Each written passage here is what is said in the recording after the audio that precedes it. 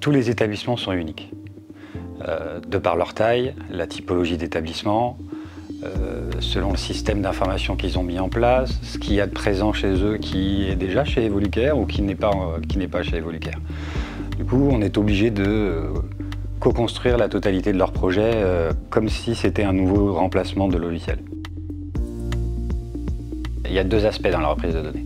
La première, c'est la réglementation. Ils sont dans l'obligation de conserver des données durant une durée qui est obligatoire, donc c'est la réglementation qui l'impose. Et derrière, il y a aussi la pertinence de l'information. Parce que reprendre des données pour reprendre des données, ok, mais pourquoi faire? Et puis il faut s'assurer aussi de sa qualité.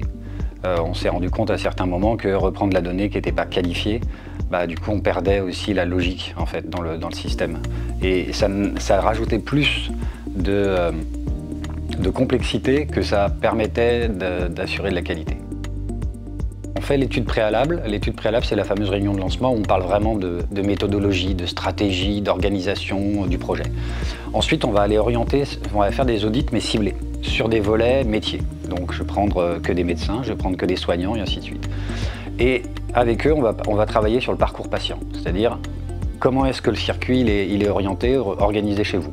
Et de quelle façon aujourd'hui vous arrivez à le suivre à peu près correctement, avec à mon avis peut-être quelques éléments qui vous dérangent. Et là, c'est là où on intervient en disant nous on peut peut-être vous aider à l'améliorer. Ou alors on le revoit complètement.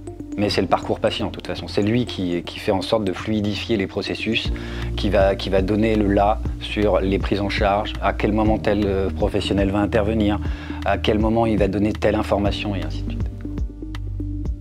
De cette réunion de lancement jusqu'au démarrage, on est présent. Et on est présent et il faut qu'on soit présent de façon rythmée. Il ne faut pas qu'il y ait de trous dans le temps, il faut qu'il y ait une certaine on va dire, dynamique qui s'instaure. Quand on passe en production, nous on est présent avec eux parce que c'est le moment justement où il y a beaucoup de stress, c'est nouveau, donc il faut qu'on soit présent, apporter une réactivité, des réponses à toutes ces personnes. Dès lors qu'ils ont démarré, on va les laisser un peu travailler tout seuls et puis on va revenir une semaine après. Et puis là, on va faire un état des lieux, on va regarder comment ça se passe. Et on va pas les lâcher dans la nature comme ça du jour au lendemain. On va pas non plus les basculer à la maintenance du jour au lendemain. On va attendre un petit moment pour essayer de stabiliser la situation, faire en sorte qu'on arrive en routine, en quelque sorte, qu'ils puissent s'approprier complètement l'outil. Et c'est limite eux qui vont nous dire, c'est bon, on peut y aller, on arrête.